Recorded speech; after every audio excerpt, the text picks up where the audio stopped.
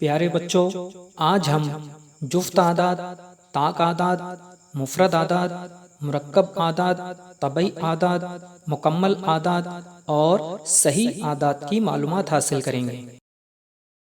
جفت اعداد ایسے اعداد جو دو سے مکمل طور پر تقسیم ہو جاتے ہیں، یعنی دو سے تقسیم کرنے پر صفر باقی بچتا ہو تو انہیں جفت اعداد کہتے ہیں، جیسے 2، 4، 6، 8، 10، 12، 14، 16، 18، 20 وغیرہ۔ بازو کی مثال میں آپ دیکھ سکتے ہیں کہ ہم نے 16 کو 2 سے تقسیم کرے تو ہمارا جواب آیا 8 اور باقی بچے صفر۔ جفت اعداد کی اکائی میں 0، 2، 4، 6 اور 8 ہوتے ہیں۔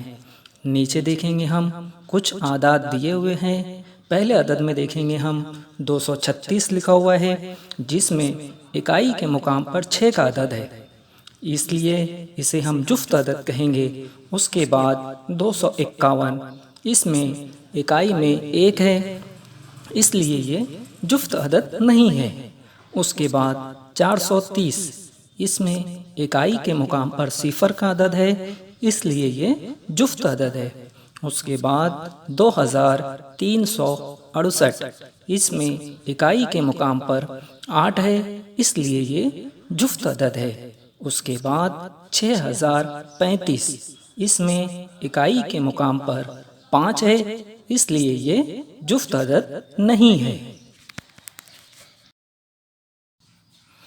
طاق اعداد ایسے اعداد جو 2 سے مکمل طور پر تقسیم نہیں ہوتے ہیں، یعنی 2 سے تقسیم کرنے پر 1 باقی بچتا ہو تو انہیں طاق اعداد کہتے ہیں، جیسے 3، 5، 7، 9، 11، 13، 15، 17 وغیرہ۔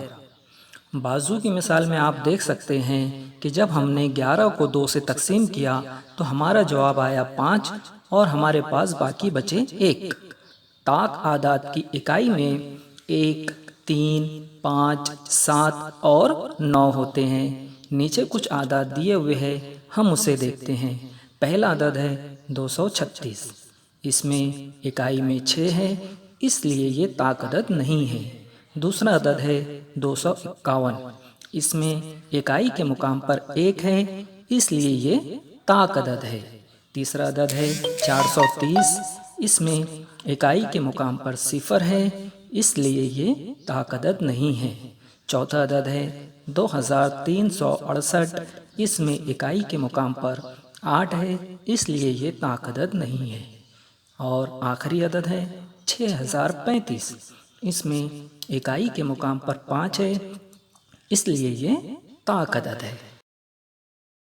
مفرد اعداد ایسے اعداد جو صرف اپنے آپ سے اور 1 سے مکمل طور پر تقسیم ہوتے ہیں، انہیں مفرد اعداد کہتے ہیں، جیسے 3، 5، 7، 11، 13، 17 وغیرہ۔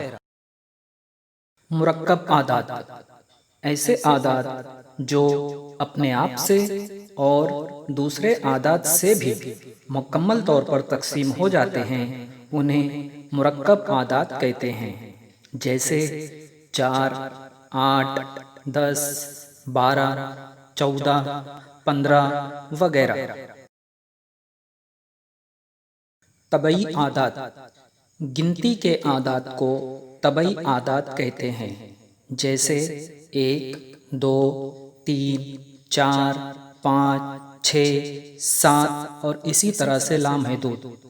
طبعی اعداد ہمیشہ 1 سے شروع ہوتے ہیں۔ مکمل اعداد 0 اور تمام طبعی اعداد کو ملا کر حاصل ہونے والے اعداد کے مجموعے کو مکمل اعداد کا مجموعہ کہتے ہیں، جیسے 0، 1، 2، 3، 4، 5، 6، 7 اور اسی طرح سے لامحدود۔